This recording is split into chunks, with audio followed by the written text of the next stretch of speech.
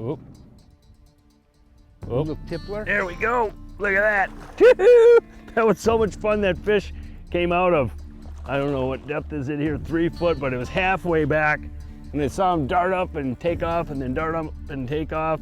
And then I just dropped it back to him, which you want to do a lot of times with these hair jigs. This hair jig is a really good, what would you call it, throwback bait, Al, like when you're smallmouth fishing. Yeah.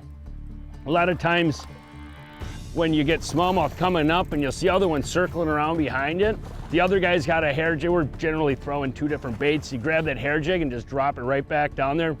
They just come up and suck it up. This is a decent one, Al.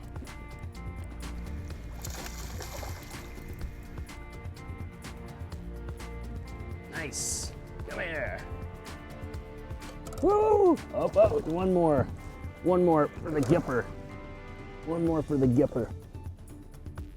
There we go. Look at that, dude. Awesome, awesome. Today, Al and I are chasing walleyes and smallmouth up in Canada, and it is a good time because a lot of times these fish are overlapping. One's going off the spawn and one's going into spawn, so you get this perfect window of time where these fish are on the same cover or structure. It can be a beautiful time for some multi-species fishing. Got him, Dan. Feels like a better fish. Yeah. Yeah, a little bit better for sure. Oh yeah. The walleyes are moving out and the smallmouth are moving in. It's the same size fish. You know, when this early season bite like this goes on, that's just a little guy coming in first. You know, that crossover period is really interesting. Everything is temperature related, you know, in spring of the year.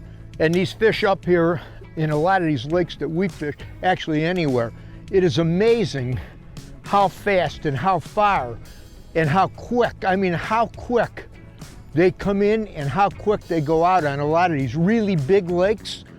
It's incredible, you know, the crossover period between the walleyes and the smallmouth. You know, but here's a basic guideline of what you can expect on how these fish start changing. Some of the best times to go fishing are when you got a couple different species of fish on the same structure or cover at the same time. This will often happen with smallmouth and walleyes because they both love rocks. Right now the walleyes are coming off the spawn and making a movement out to deeper water. The smallmouth, coincidentally, are using the same structure and cover, shopping for spawning areas. This is a great time to double your pleasure. The water temp that is best to catch both of these species on the same structure or cover would be anywhere from the high 40s to mid 50s. Keep in mind, this is a basic rule of thumb because all lakes are different. This window of time can be short-lived, so you gotta be flexible and willing to move with the fish. Hey, for more information, check out visitsunsetcountry.com or call 1-800-665-7567 to get a free guide and map.